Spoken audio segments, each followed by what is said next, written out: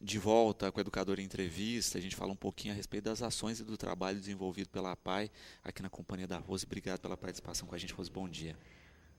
Bom dia a todos. Agradecemos mais uma vez a oportunidade de poder falar um pouco da APAE, das ações que nós programamos, falar um pouco da instituição, a gestão e, em especial, pedir o carinho de vocês e atenção e sempre colocando à disposição a instituição no que for necessário para a gente estar conversando sobre as dúvidas, sobre os serviços.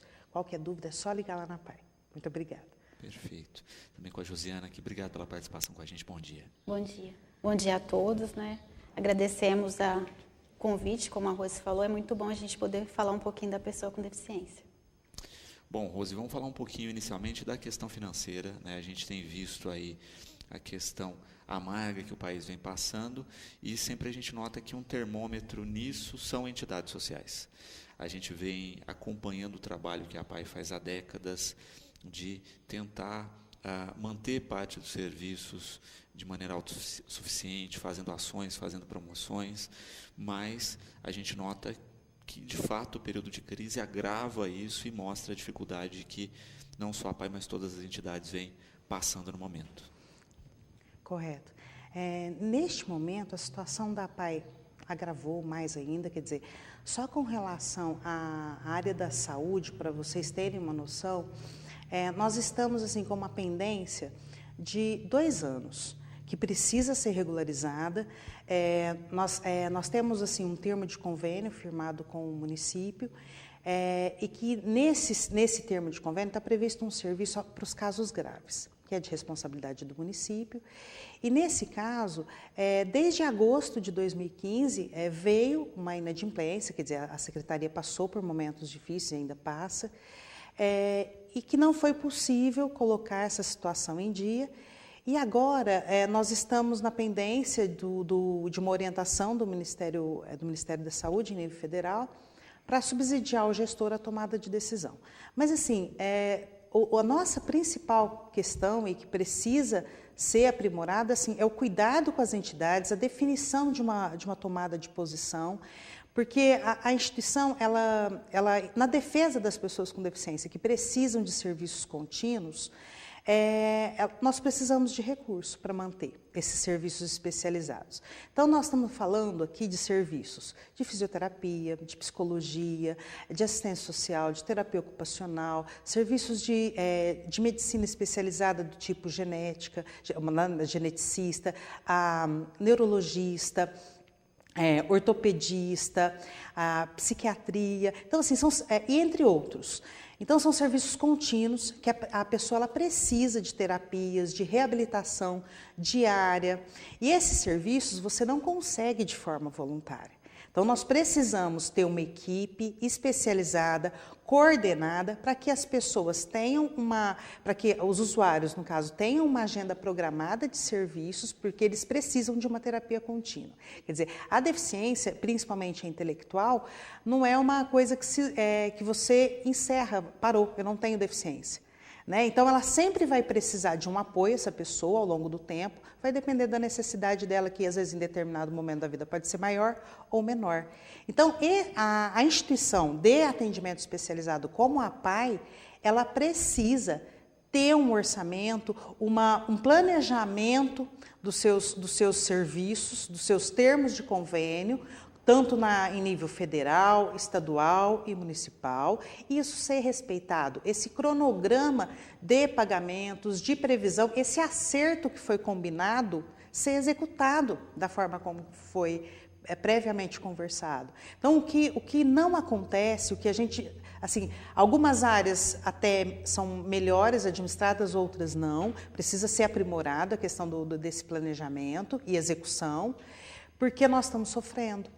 Nós estamos vivendo uma situação de risco de interrupção de serviços. Quer dizer, há tempos já, quer dizer, nós estamos, como eu volto a falar, reforçar, nós estamos há 2 anos de uma situação que precisa ser resolvida. Cada momento é um problema, que atravanca a negociação, Mas, neste momento, a APAE precisa de uma decisão do Poder Executivo e do Secretário de Saúde para definir isso. Aí é lógico, precisa de uma decisão e de uma resposta da DRS, do Ministério de Saúde. Fato é que tudo isso está atrapalhando e muito a gestão da APAE. Então, nós precisamos ter uma situação resolvida.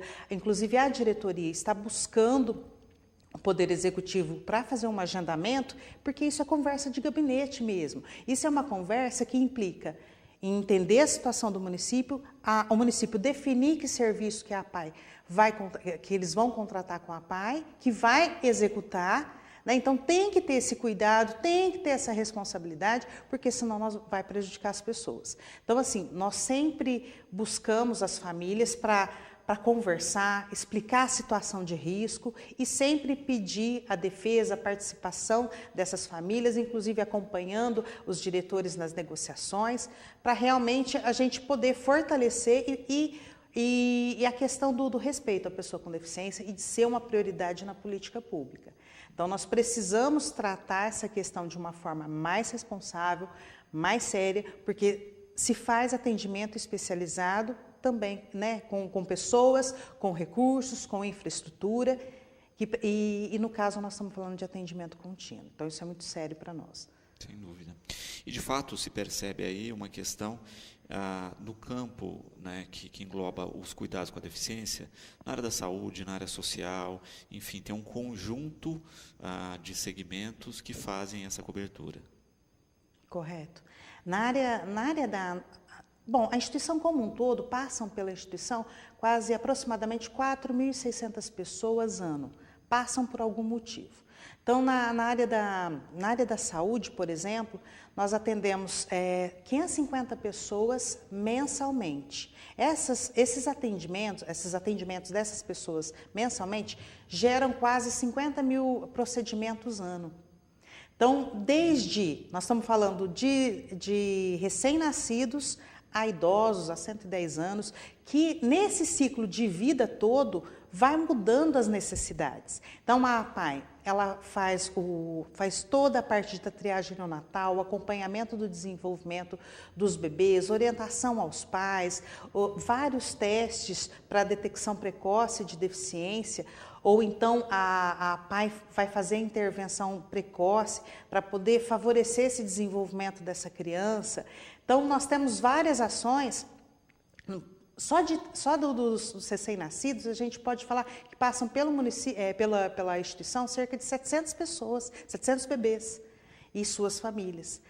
Depois, com relação a outros atendimentos, nós temos a campanha de escolares, que são cerca de quase 600 crianças que passam por lá para fazer a avaliação física, a postural, a auditiva, a visual, justamente para a gente poder conseguir detectar qualquer anomalia ou qualquer necessidade e intervir e encaminhar para as especialidades.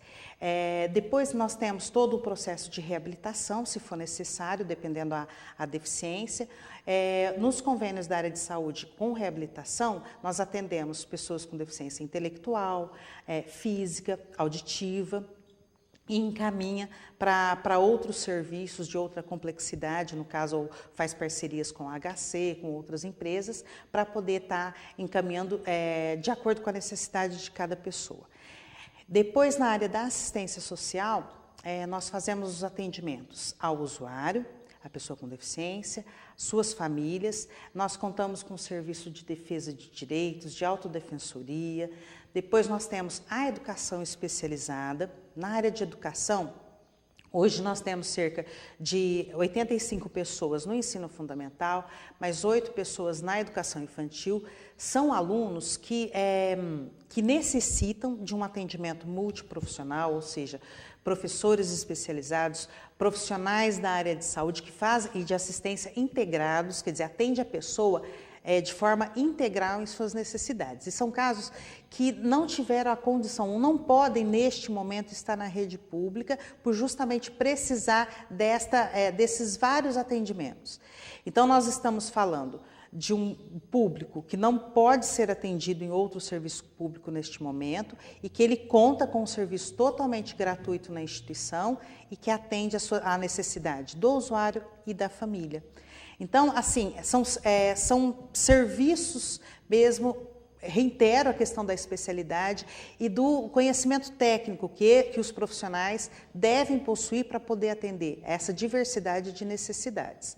Então, volto a falar desse trabalho todo articulado que a instituição tem, inclusive de orientação a outras áreas, tanto na área da saúde, da educação e da assistência, que a APAE deve sempre trabalhar de forma articulada e favorecer cada vez mais o processo de inclusão das pessoas na comunidade. Esse é o grande objetivo da APAE. Cada vez mais ela tem que trabalhar fora dos muros da instituição, justamente para favorecer esse processo. É uma luta realmente de defesa de direitos.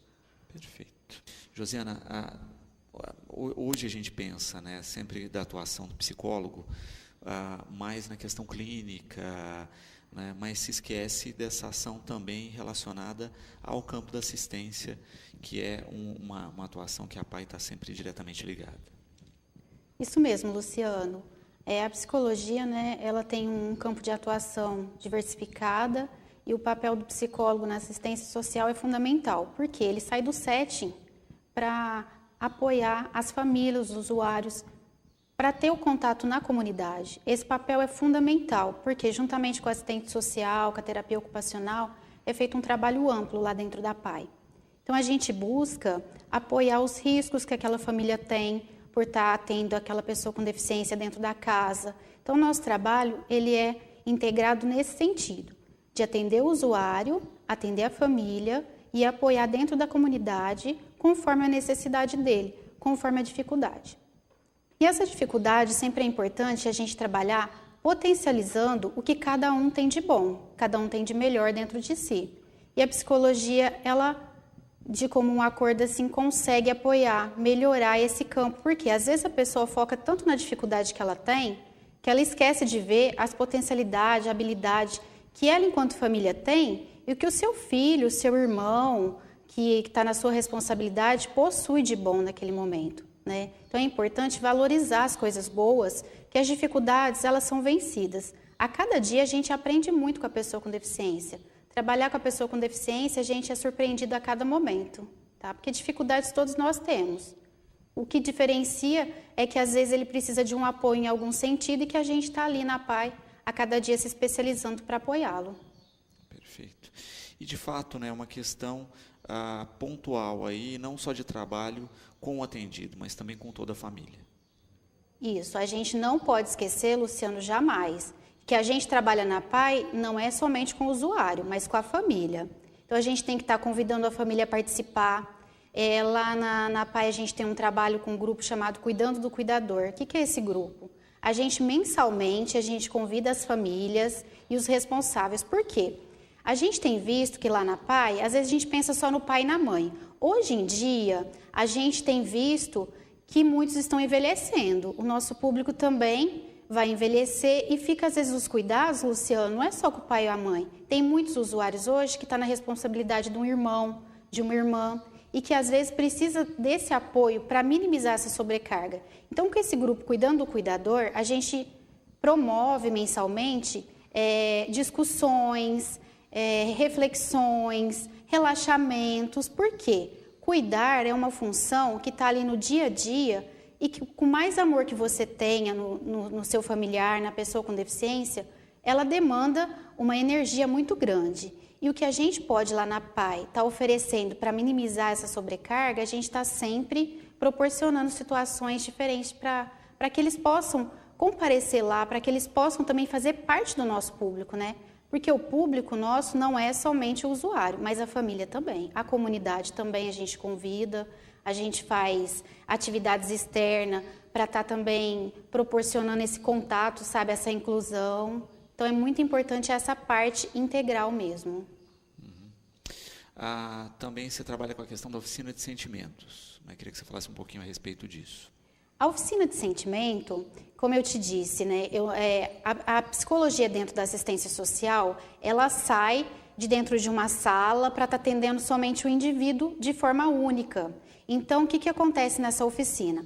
Essa oficina, eu desenvolvo uma atividade com ele semanalmente, então eu faço um grupo com vários usuários, em média 20 usuários, e a gente vai falar sobre o sentimento. Por quê? O sentimento ele está presente em todas as pessoas. Ele indifere idade, sexo, então ele está presente em todas as pessoas. E a pessoa com deficiência, ela não é diferente. Ela também tem sentimento, ela também sente as emoções que nós sentimos. O que acontece nessa oficina? A gente proporciona momentos em que surjam algumas emoções, alguns sentimentos e que a gente, junto com eles, vamos discutir. Vamos entender o que eles estão sentindo, porque sentir todos nós sentimos. O diferente é que às vezes eles ficam confusos e não sabem falarem, né, naquele momento o que ele está sentindo. Então nessa oficina, a gente através de dinâmica, de discussões, de atividades concretas, porque a pessoa com deficiência, quando ela tem o concreto ali naquele momento, é mais fácil para ela entender uma coisa tão abstrata, né, Luciano? Porque o sentimento, ele vem de dentro para fora. E, às vezes, a gente tem que tentar pôr no concreto para a pessoa com deficiência para ela entender aquilo que ela está sentindo. Por que entender? Se ela entender, ela vai conseguir se socializar melhor. Aí, ela se socializando melhor, melhora o comportamento, porque quando ela está com raiva, às vezes ela não sabe expor essa raiva e ela acaba explodindo com um outro colega que está do lado. Na família, ela pode explodir também. E a gente trabalhando o sentimento, tentando expor o que ela está sentindo naquela situação, vai melhorar como um todo. E agora, Rose, a gente tem o sorteio dessa ação entre amigos realizadas aí com kit churrasco, né, para quem adquiriu aí. Como é que tem funcionado essa ação? Foi vendida especificamente para esse fim? Nós fizemos um treinamento na área de educação e nós precisávamos pagar esse treinamento, né? E nesse momento nós não contamos, né, com uma disponibilidade orçamentária para esse tipo de ação. Então os profissionais da APAE resolveram, vamos buscar colaboradores, pessoas que possam estar doando mercadorias para a gente poder fazer uma ação entre amigos. E graças a esse trabalho dos profissionais, nós conseguimos vender, são 500 cupons, que foram vendidos a R$5. O valor total arrecadado é R$2.500. E o kit churrasco, deixa eu ler aqui os itens que o pessoal conseguiu. Então, 5 fardinhos de cerveja ou refrigerante, 10 quilos de carne diversas, farofa, amendoim, pacote de pão de alho, um aparelho de churrasco com 2 espetos, garfo e faca, o avental, uma churrasqueira, o vinagrete e o saco de carvão.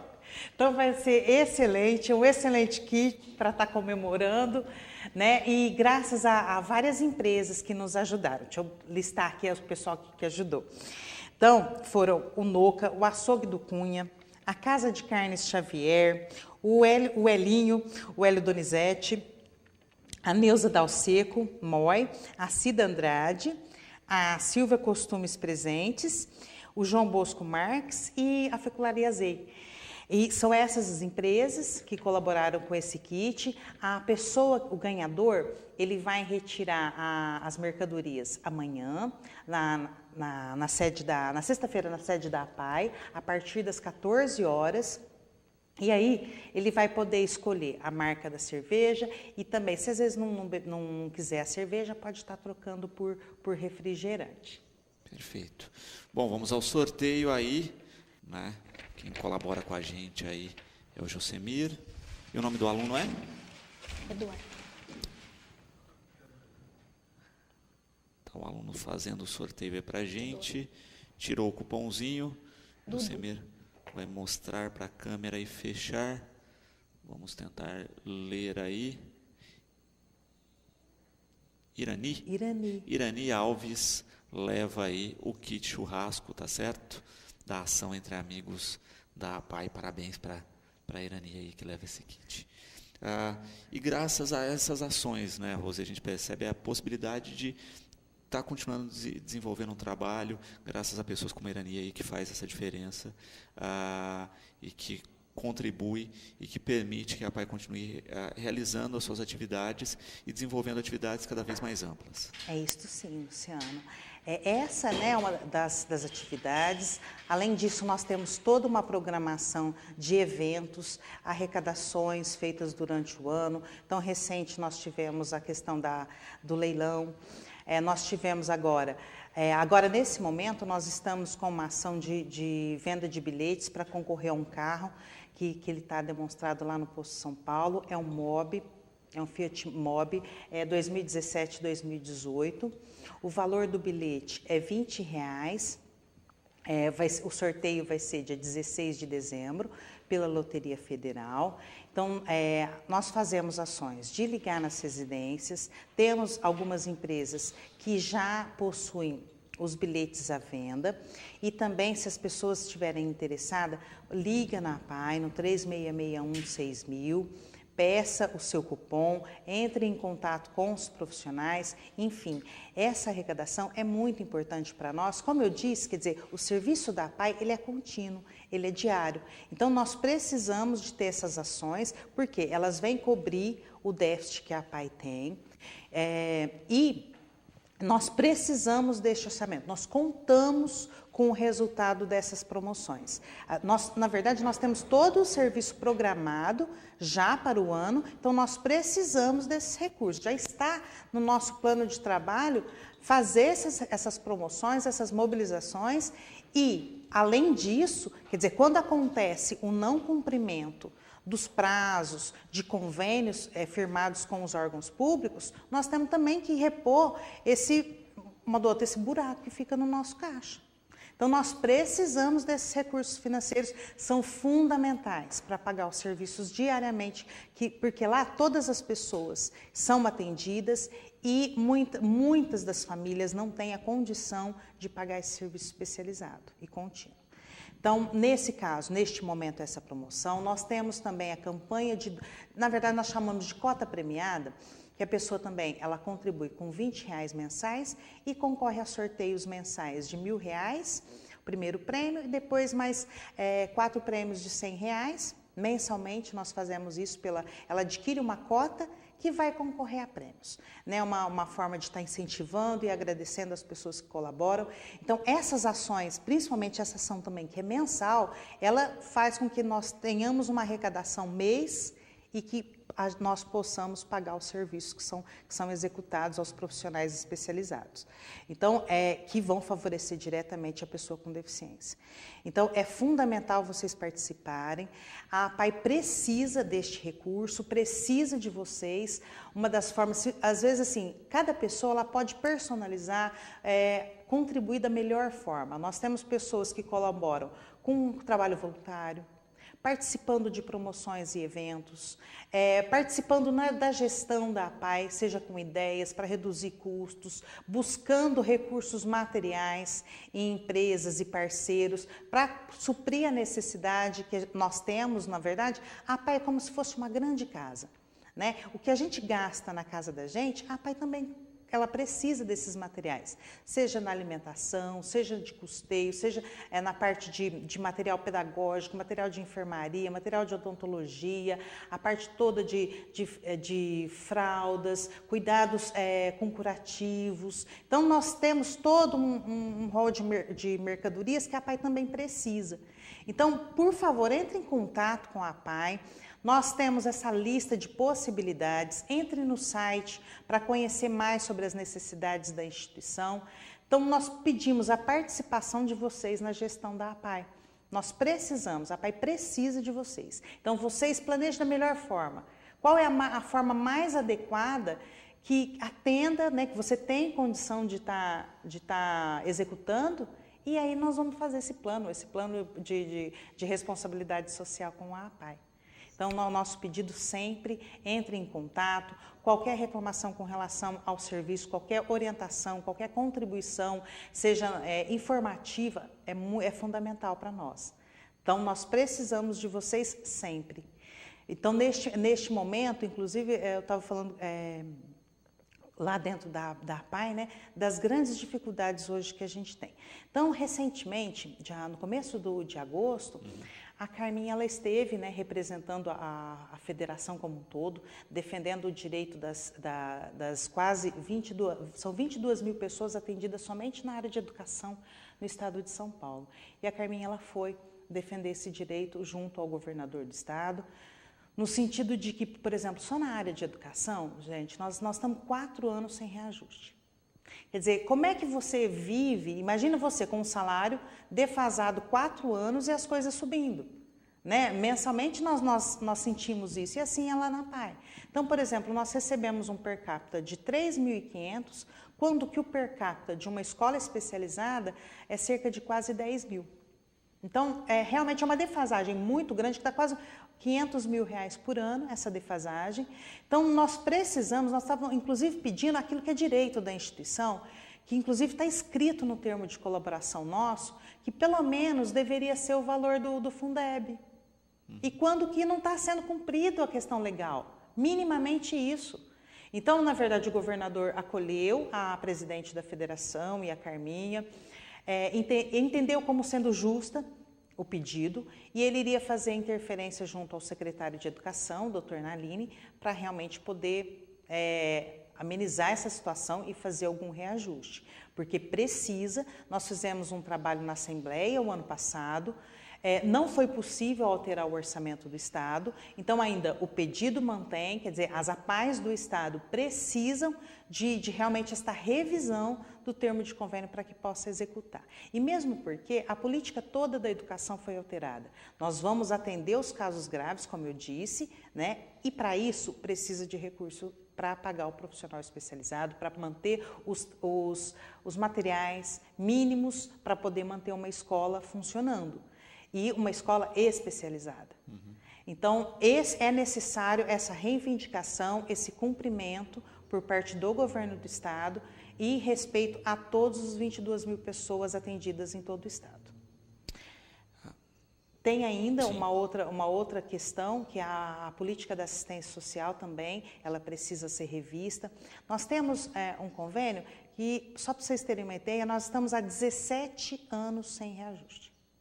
Então, não é possível fazer atendimento especializado com responsabilidade, sem recurso e sem o mínimo de respeito com relação ao funcionamento do serviço. Ele requer algumas coisas, requer materiais, requer equipe, para poder executar. Não é uma defesa institucional. A APAE não está defendendo a permanência da APAE.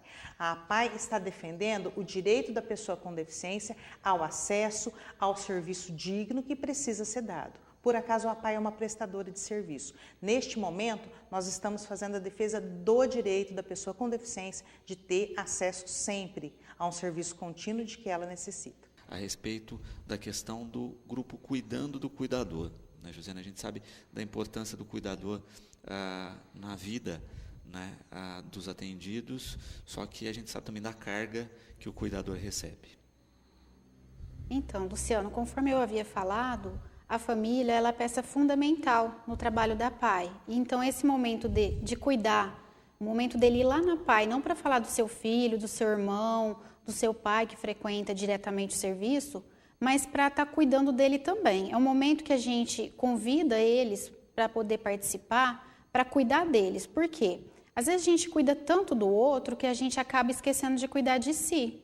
Então a gente chama eles lá para poder minimizar essa sobrecarga, fortalecer eles, que eles também existem, eles também necessitam de cuidado, e mais do que necessitar, né, merecer. Porque às vezes, nessa função do dia a dia de cuidar do próximo, eles acabam até esquecendo que eles merecem cuidado.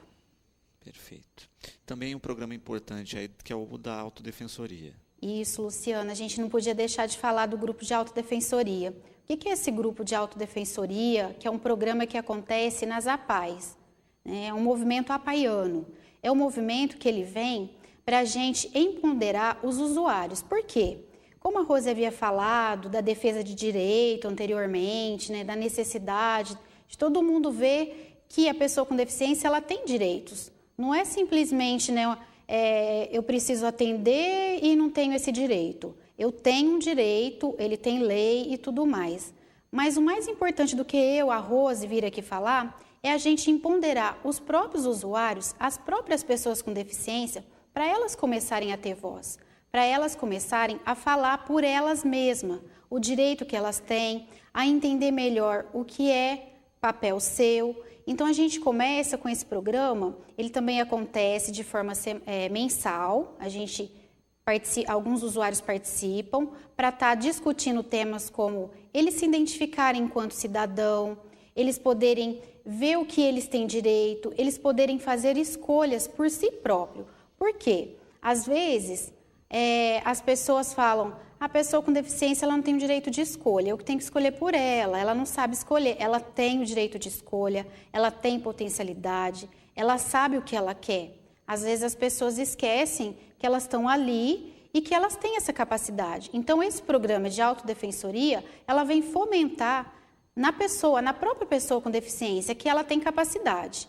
E não é também trabalhar somente com eles, com os usuários. Mais uma vez, a gente vem trabalhando isso com a família e com a comunidade, né? Porque uma andorinha sozinha não faz verão. Então, aqui que a gente precisa sensibilizar as pessoas com deficiência, mas tendo o apoio da família, tendo o apoio da comunidade, tendo o apoio de todo mundo que está junto trabalhando. Perfeito. Está aqui a Michele, Marcos, Pamela, Leninha, mandando um grande abraço a você e parabenizando pelo trabalho. Muito obrigada a vocês, né? O meu trabalho, o nosso trabalho lá é em conjunto, né? Com certeza, Luciana, esses profissionais que mandaram o recado, eles são peças fundamentais lá dentro. E uma coisa que é importante a gente falar, né, Rose? Trabalhar lá na PAI, a gente tem que ter especialidade técnica, a gente tem que ter capacidade técnica, mas além disso, a gente tem que fazer por amor. Porque quando a gente faz com amor, o resultado é bem maior. E trabalhar com a pessoa com deficiência cada dia, aumentando esse amor. Rose, para a gente fechar aqui, né, uma questão do Serginho Amaro, colocando, né, sempre que a gente tem esses períodos de grandes campanhas nacionais, como Criança Esperança, ou seja, outras campanhas em si, se tem muitas críticas falando, olha, em vez de doar, né, para essas campanhas nacionais, façam a doação local, etc. De fato, tem um aumento de doação local nesse período ou não? As pessoas ficam só no discurso e não concretizam a doação?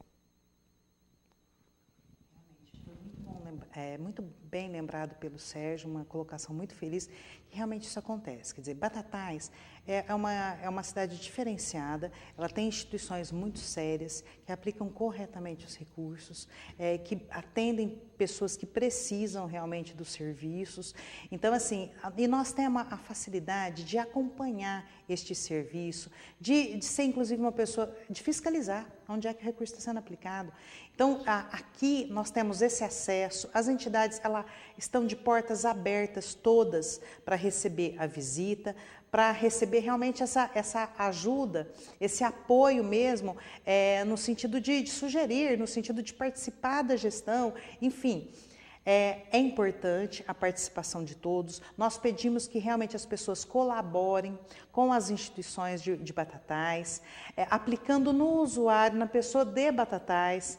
Então, nós pedimos esse respeito, na verdade, e essa aplicação no próprio serviço e na própria comunidade. Agora, é lógico, nós temos toda uma infinidade de projetos em nível, né, municipal, estadual e nível federal, que realmente são projetos sérios e que também necessitam de valores, necessitam de contribuições. Inclusive, nós temos acesso à distribuição de recursos ou à possibilidade de cadastrar projetos no Criança Esperança. Então, as entidades elas podem fazer isso. Inclusive, elas recebem, nós já tivemos aqui em Batatais, entidades que foram contempladas. Então, nós temos que ter também o cuidado na hora de escolher uma contribuição, na hora de definir uma instituição e qual é o resultado que a gente espera dessa contribuição que nós estamos fazendo.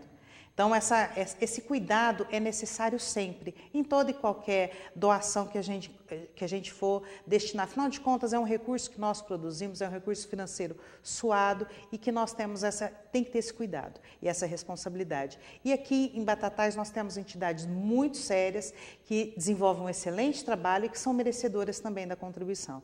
Então, nós assim, entendemos entendemos a questão da apresentação dos projetos em nível nacional, mas nós sempre pedimos e sempre reiteramos esse cuidado que a gente tem que ter com a casa da gente, com o nosso município. Perfeito. Rose, eu quero agradecer a presença, deixar o programa sempre à disposição para as ações da nossa APAE e focar nisso, né? Conheçam o trabalho, eu tenho certeza que toda vez que a gente conhece a fundo o trabalho, a gente sabe o quanto é importante contribuir com uma instituição que faz tanto pelo município. Obrigado pela presença. Nosso agradecimento a todas as pessoas que tiveram a paciência, o respeito por estar escutando um pouco da instituição. Agradecer à equipe da Educadora, que é uma empresa amiga da APAE e que muito faz para a nossa instituição, para que realmente ela tenha condição de prestar o serviço. Lembrando sempre que a contribuição de vocês é necessária para manter os serviços de forma contínua. Entre em contato com a APAE através do telefone 3661-6000.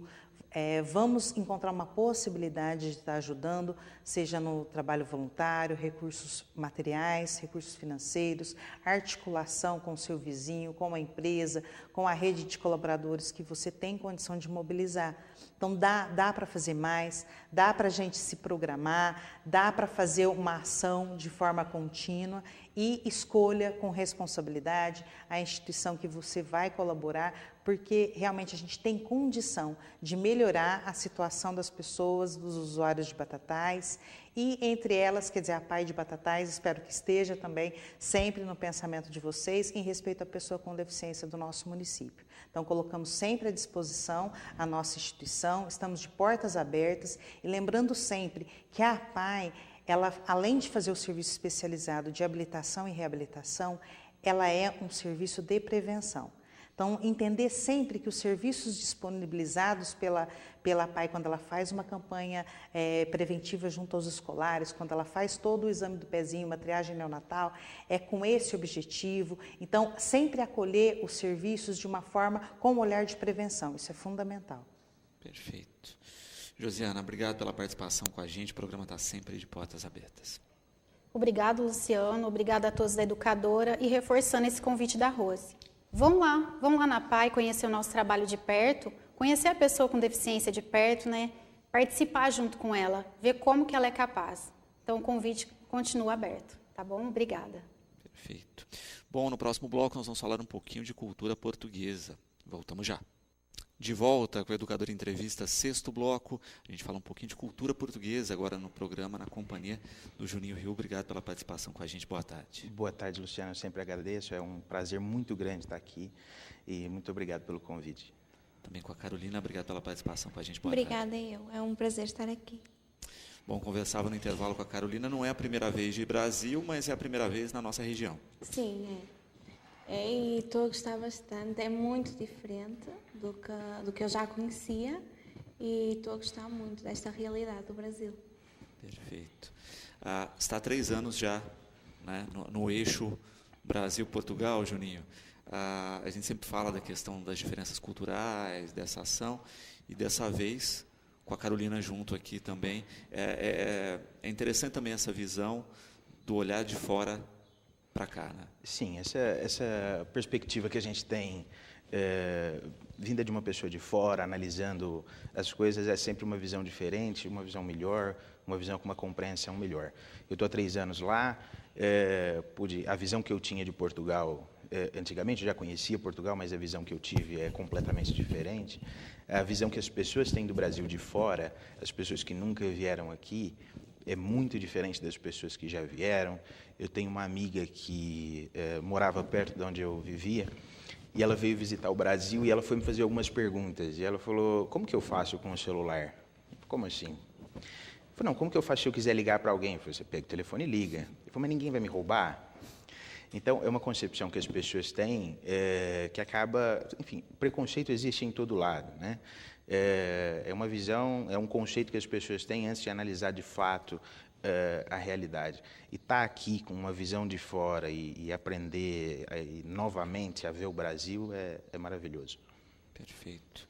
E tem muito disso, né, Carol? Conhecemos muitas vezes o país pela visão dos outros e não pelo que de fato é. Sim, porque eu acho que uma pessoa que vem de fora consegue mostrar uma perspectiva completamente diferente e as pessoas de dentro muitas das vezes não conseguem ver o que realmente é. Por vezes é muito mais fácil alguém de fora falar para a gente o que realmente acontece do que alguém do próprio país. Acontece muito também lá, eu acho que em todo lado. Para você, o que foi o maior choque cultural? A principal diferença assim, que você se espantou? Eu acho que a questão da segurança. Eu acho que a questão da segurança, porque lá não tem 1/3 do que aqui tem. Em todos os sentidos. Sem dúvida. A questão de andar na rua, de mexer no celular na rua, de andar a certas horas na rua. Lá isso acontece na boa, não há problema nenhum. Por exemplo, eu moro no Porto, que é considerada a segunda maior cidade lá em Portugal, e eu moro com 2 amigas minhas, mas saio e depois saio à noite sem problema nenhum, depois volto para casa de ônibus ou táxi, não tem problema nenhum, seja a hora que for. Nunca senti insegurança, nunca. E na rua a gente vai, pega no celular, tira fotos, faz uma chamada, isso para nós é perfeitamente normal. E aqui é impensável. A gente tem essa coisa principalmente relacionada com capitais, né? De ter esse medo, Sim. apesar de que você tem um potencial disso muito mais destacado pela mídia do que de fato de ação. Né? Porque, por exemplo, eu não tenho medo nenhum, né? Só que me exponho, me coloco em risco, mas nunca tive problemas nenhum também. Acho que quando você coloca na proporção de estatística, né, é lógico que a gente tem que trabalhar muito essa questão, mas ainda não é o fator mais agravante. E culinária? Todo mundo pergunta de comida. Né? Não tem... Porque o português é um povo que gosta muito de comer, seja a hora que for. E lá é tudo comidas muito mais pesadas. Que aqui, por causa do calor, não dava de todo para comer. Lá tem pratos típicos, é o bacalhau, a feijoada, e a gente come também no inverno, mas até no verão, porque o português nem liga para isso. Mas feijoada parecida com a nossa? Sim, é parecida, e tem também as tripas. Depende também dos locais. Por exemplo, em Trás-os-Montes, que é logo no início de Portugal, tem a feijoada à transmontana. Depois, no Porto, existem as tripas à moda do Porto, que é a feijoada com as tripas. Tem vários tipos. Tem, por exemplo, a francesinha, que é o pão com o bife, o presunto, o queijo, a salsicha, e depois leva um molho com bebidas alcoólicas, e assim que é muito pesado. A comida é muito diferente daqui. E não tem a variação que aqui tem de ter comida árabe ou italiana, ou assim. Claro que temos pizzas e massas e assim, mas tem muita comida tradicional, muito. Carol, como é que surgiu a curiosidade para vir para o Brasil, né? Quando você veio a primeira vez, qual foi o... Eu sempre gostei muito da cultura brasileira, desde a música, a comida, a temperatura do Brasil, que é fantástica. Lá o nosso verão dá graus negativos, o nosso inverno dá graus negativos, nunca na vida dava 30 graus. E eu sempre gostei muito, sempre quis conhecer melhor, sem ser a parte que eu conhecia, que era a parte turística, mas sim a realidade do país. Sempre tive muita curiosidade e surgiu agora. Possibilidade aí. Você também teve um choque cultural aí para Portugal, né? O que mais te surpreendeu, Juninho? Luciano, a família da Carolina é amiga da minha família há muito tempo, e eu já tinha ido visitá-los algumas vezes, então eu já conhecia basicamente Portugal. O meu choque foi a nível pedagógico, na faculdade mesmo. Foi o que eu mais assustei. Imagina, eu estive estudando no Mackenzie antes, a minha menor nota da minha vida tinha sido 9,2 no Mackenzie. Eu cheguei lá, a minha primeira nota lá foi 2 de 20. Ou seja, equivalente a 1 aqui. O método pedagógico lá é bem diferente, a forma de avaliação e etc. A universidade é muito, muito mais criteriosa, então esse foi o meu choque principal. Depois, além de tudo, ainda a gente nota algum preconceito que existe em todo lugar. Por exemplo, aqui os brasileiros, a gente vê, são exceções, claro, mas existem preconceitos com os haitianos que têm chegado, enfim, há episódios de preconceito, do mesmo jeito que existe na Europa. Isso a gente sente um pouco no início. Mas, fora isso, eu não tive nada muito complicado. Assim. Perfeito. E, de fato, se tem essa herança mesmo da cultura comum, né, de ter muitos elementos. O Brasil tem esse mix maior aí, né, em função da imigração, mas também o que não difere muito de Portugal. Né? Portugal tem uma questão histórica consolidada, mas foi uma terra fruto, né, de várias invasões, de vários períodos, de muitas culturas povoando o espaço. Então, essa identidade comum com o Brasil, a gente sempre vai manter, né, não tem esse diferencial. Mas, Carol, você faz o que lá? Estuda, trabalha? Eu estudo também Direito, só que no Porto. Eu estudo na Universidade Portugalense, no Porto, e faço lá Direito. Perfeito. E, Juninho, como é que fica essa questão do estudo lá fora para cá? Né? Que é uma pergunta que muitas vezes as pessoas fazem. Tem que fazer uma adaptação depois? Você vai focar em direito internacional? Porque tem as diferenças clássicas aí. Uhum.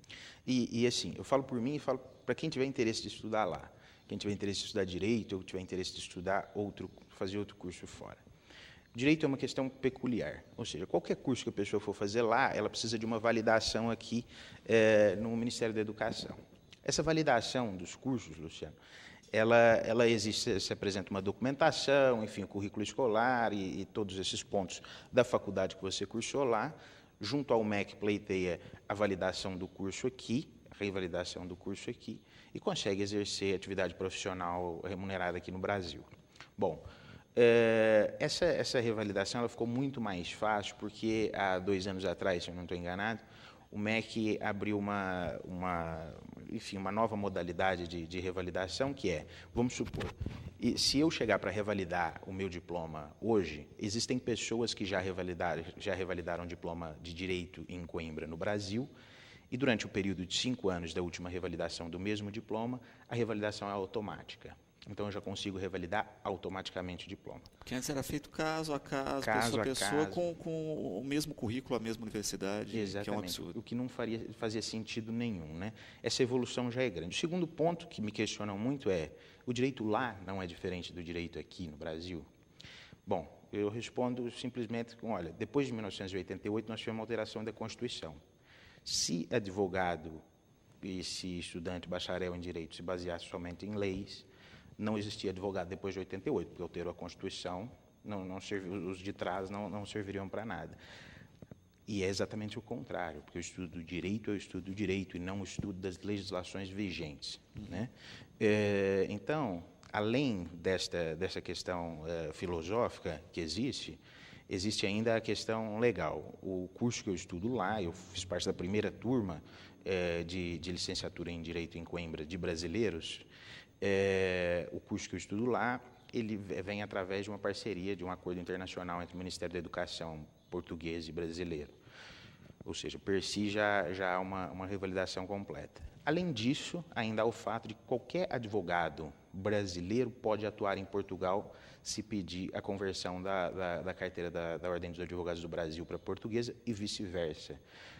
Além disso, ainda há o fato de eu já ter estudado aqui no Mackenzie, então há toda essa complementação que facilita para mim. Agora, para quem quiser estudar lá, consegue fazer o curso de Direito em Portugal e revalidar aqui no Brasil, é tranquilo. Uma das coisas que nós herdamos aí de Portugal e a gente perde na cultura é um indicativo comum do brasileiro, que são os sobrenomes, né, espalhados por todo o território. Né? Você tem o Souza aí, que é sobrenome depois do Silva, eu creio que é um dos mais comuns aqui no Brasil. Por exemplo, o meu pai chama António de Souza Silva, ele tem os dois, mas é bem português. é bem português, mas já perguntaram para mim se eu era brasileira por causa também do meu nome, do Salvador e do Sousa, porque usa-se também muito cá. Mas lá é o Pereira, o Sousa, o Silva, usa-se imenso, imenso. É.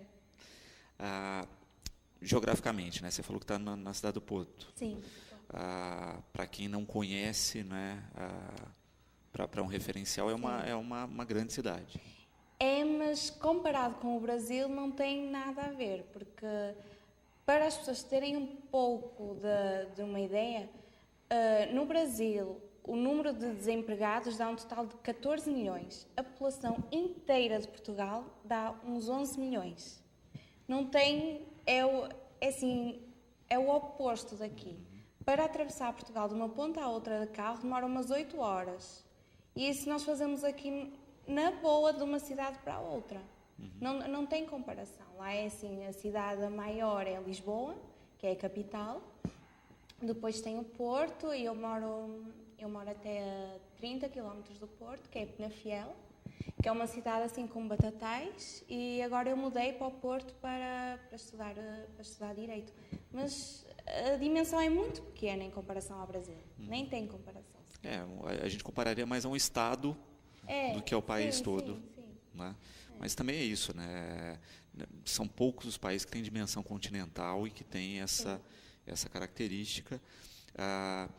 Esse fato, né, de ser um pouco mais próximo não tira isso, né, de ter aquela questão pontual da cultura regional e essa característica.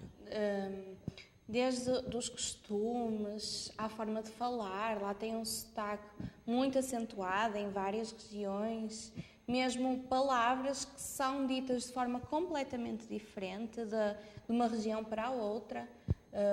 As pessoas do Porto falam de uma forma, em Lisboa falam de outra forma, no Sul, na parte do Algarve, falam de outra forma completamente diferente. Mesmo sendo em dimensões pequenas, tem na mesma muita diferença em relação às pessoas. Aqui nós falamos muito dos falsos cognatos, né, das palavras que têm um significado para os brasileiros e lá em Portugal nos assustam. Tem o contrário? Tem palavras aqui que te assustaram ou não? Não, eu acho que não. Acho que assim, à primeira vista ainda não, mas também ainda faz pouco tempo que eu cá estou. Mas tem palavras muito diferentes, muito. Que as pessoas pensam, é língua portuguesa, ok, vai ser o mesmo, mas há palavras que não têm nada a ver, nada. Por exemplo, o presunto daqui, lá a gente chama fiambre. Presunto a gente dá outro nome, que é a parte defumada da perna. Por exemplo, defumado cá é fumado lá. Mesmo, por exemplo, ônibus aqui é autocarro lá. E trem é comboio. Tem palavras muito diferentes, muito. E muitas vezes sai o brasileiro daqui, não, eu vou para a Europa, eu vou para Portugal porque a língua é mais fácil, né, e acaba se colocando em situações divertidas. Acaba por acostumar, mas tem que dar assim umas 3, 4 semanas e depois o povo português tem um problema. Ele fala muito rápido. Eu, quando estou cá, e já tenho vários amigos brasileiros e já estive cá, eu tento, quando falo com eles... Desacelerar. Eu tento sempre falar com um pouco mais de calma, mas o português, por norma, fala muito rápido, muito. E ficava perdido no começo, Juninho?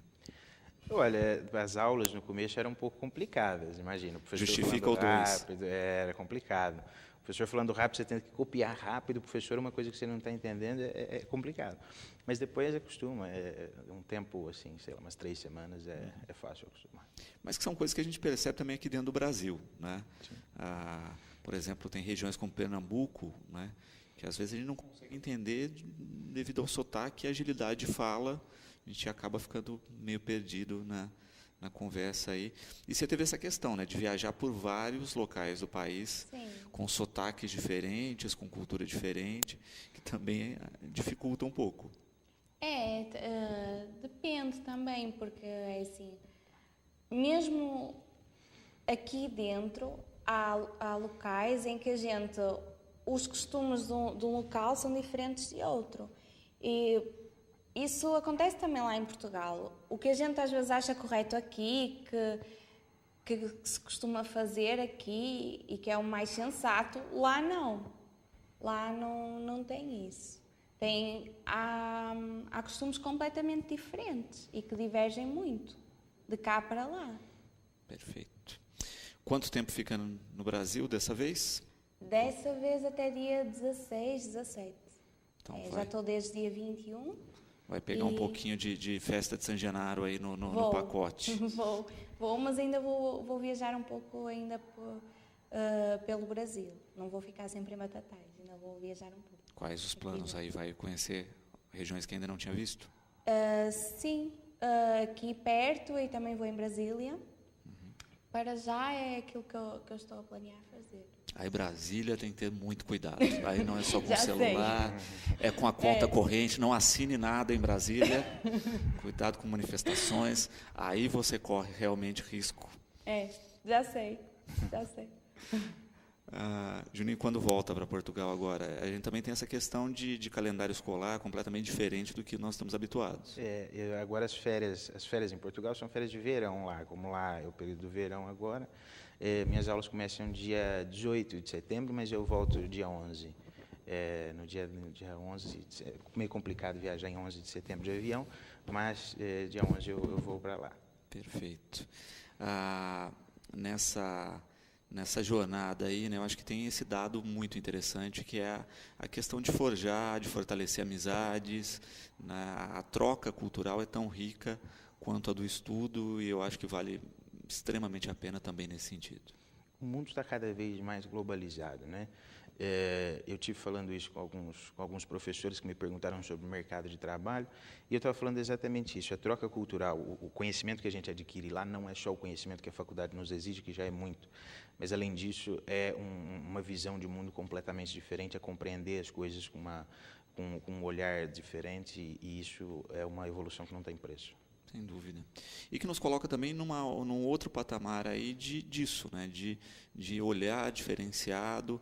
Eu acho que hoje a grande crise que o mundo sofre, né? Que não é só o Brasil, é uma questão de, apesar da globalização, estamos todos muito voltados para nós mesmos, né? Está tudo muito ostracista nesse sentido. Então, o fato de ter uma visão mais ampla de mundo e de se colocar na pele do outro, acho que é fundamental para a gente superar esse período dramático que o mundo todo vive. Sem dúvida. O mundo evoluiu muito no século passado, numa perspectiva de ampliar horizontes, de conhecer o outro, de respeitar o outro. Eu acho que houve uma evolução que a gente não pode negar. E, infelizmente, nesse período de crise que a gente teve depois de 2009, as pessoas acabaram por virar só para si mesmas. Nós começamos com coisas absolutamente nacionalistas, preconceituosas, etc. E a gente começou com todo o crescimento, toda a evolução que a gente tinha de uma comunidade global, isso acabou por decair um pouco. Mas eu acho que isso é temporário, e conhecer o mundo é importante para sair dessa prisão que a crise colocou todo mundo, de viver de uma forma nacionalista, egoísta e não compreender o outro.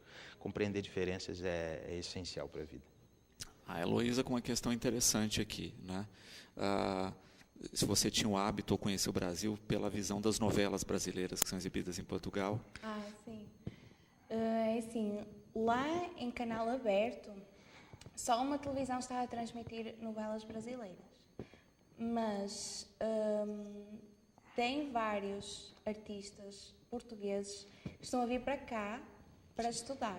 Inclusive, essa televisão, canal aberto, as novelas portuguesas são feitas em convênio com a Globo. Eles têm um contrato e estão a fazer um convênio. Mas neste momento até está a passar A Força do Querer e O Novo Mundo lá, na SIC, que é o canal aberto. Depois tem também Record, tem TV Globo, mas isso já é pago. Já é pago, mas as pessoas gostam muito das novelas brasileiras e aderem muito. E é interessante isso do fenômeno cultural, né? Antigamente a gente tinha uma novela, terminava completamente aqui para depois ser exibida lá. Hoje a gente tem transmissão simultânea praticamente, né? E eu queria ver esse resultado, por exemplo, né, no Novo Mundo aí, né, que fala exatamente da questão da colonização. Sim. E até a crítica ao sotaque dos nossos atores. Mas lá em canal aberto está a dar com um atraso de 1 mês e meio, 2 meses, está ainda um pouco com atraso. Mas se as pessoas já tiverem o canal pago, que é Record e assim, assistem no mesmo tempo que aqui. Perfeito, perfeito. Carol, seja muito bem-vinda. Também o que fala aqui a Isabel, Caio, Maria Fernanda, que é sempre muito bom receber pessoas de todo mundo. Então, gratidão por dividir um pouquinho aqui do seu tempo com a gente. Obrigada eu. É um prazer estar na vossa companhia. Juninho, sempre é bom tê-lo aqui com a gente, tá certo? Boa volta às aulas aí. E sempre que estiver por Batatais, por favor, venha nos visitar. Muito obrigado, é sempre um prazer estar aqui. Muitos parabéns pelo trabalho. Eu sempre acompanho pela internet, quando você transmite ao vivo aí no Facebook, eu acompanho por lá. Fantásticas entrevistas, o programa é maravilhoso. Parabéns. Obrigado. Agradecer a Cristina aqui, Mãe Coruja, sempre presente. Tá certo? Bom, antes de encerrar, deixa eu deixar um recadinho aqui, né? Foram encontrados vários documentos no nome de Gilvan Brito, tá certo? Então, se você conhece o Gilvan, passar aqui pela Rádio TV Educadora e retirar esses documentos. O programa de hoje vai ficando por aqui. 18h30 temos Cidade na TV. Ficamos agora na companhia da programação da TV Brasil.